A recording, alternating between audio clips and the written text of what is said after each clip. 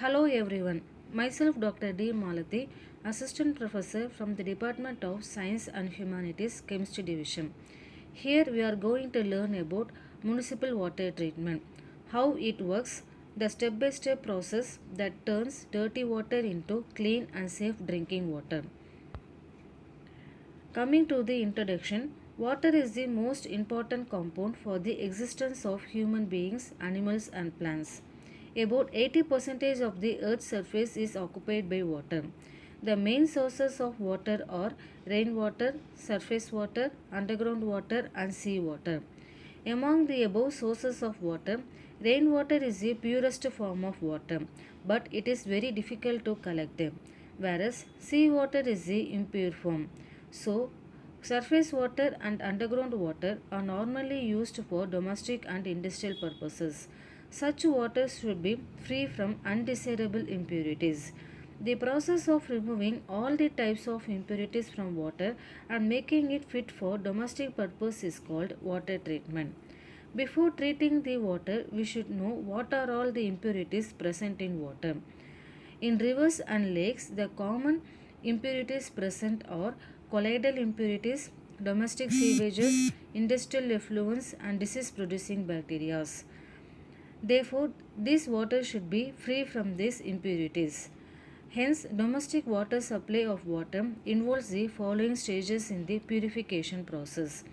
First one is screening, second one aeration, third one sedimentation, fourth one coagulation, fifth one filtration, and the last one is sterilization, and it is also called as disinfection. First, coming to the primary treatment, screening. It is the process of removing the floating materials like leaves, wood pieces, etc. from water. The raw water is allowed to pass through a screen having large number of holes, which retains the floating material and it allows the water to pass through. Second stage is the aeration. The process of mixing the water with air is called as aeration. The main purpose of aeration is to remove the gases like carbon dioxide, hydrogen sulfide and other volatile impurities which is causing bad taste and odor to water. The second main purpose is to remove ferrous and manganese salt as insoluble ferric and manganic salts.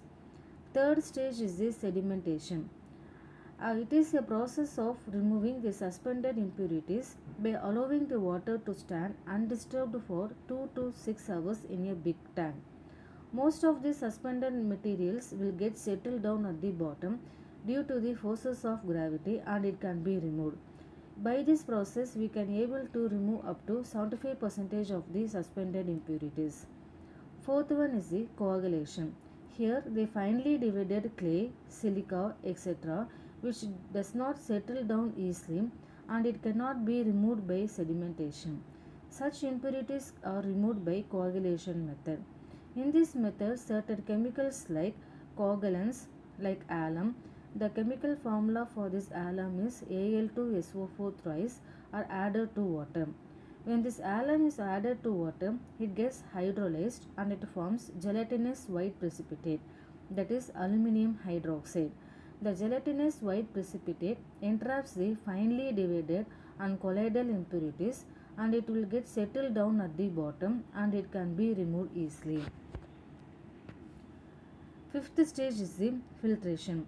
It is the process of removing the bacterium, color, taste, odor and suspended impurities by passing the water through filtered beds which contains the fine sand, coarse sand and gravel.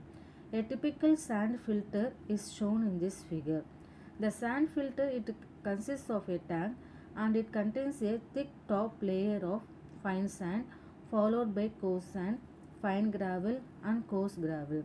When water passes through the filtering medium, it flows through the various beds slowly. The rate of filtration decreases slowly due to the clogging of impurities in the pores of the sand bed. When the rate of filtration becomes very slow, the filtration is stopped and the thick top layer of fine sand is scraped off and it is replaced with clean sand. Bacteria are also removed by this process. Next, sixth stage is the sterilization. It is also called as disinfection. In this process, we can able to destroy the harmful bacteria. So this process is called as sterilization or disinfection. The chemicals used for this purpose are called disinfectants. This process is carried out by using the following methods. First one is by using ozone.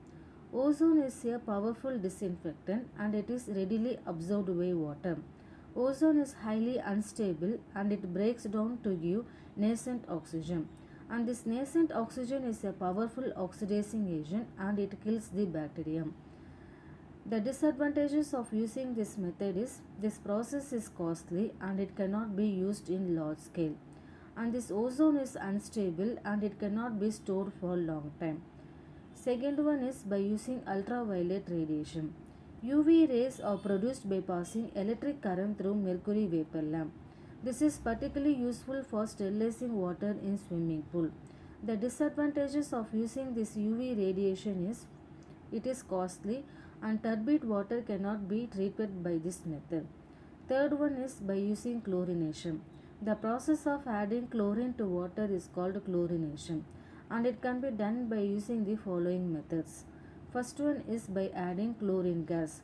Chlorine gas can be bubbled in the water and it acts as a very good disinfectant. Second one is by adding chloramine.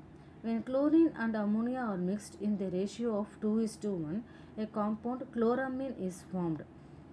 And these chloramine compounds decompose slowly to give chlorine. And it is a better disinfectant than chlorine. Third one is by adding bleaching powder. When bleaching powder is added to water, it produces hypochlorous acid. And this hypochlorous acid is a powerful germicide and it kills the bacteria. Now we have learnt about how the water goes through six important steps in order to make the water clean and safe to drink. From removing floating materials, adding chemicals, letting particles settle, filtering the water, killing germs, and finally storing it. Each step plays a big role in protecting our health and also making the water safe to drink. Let's all save water and keep it clean. Thank you.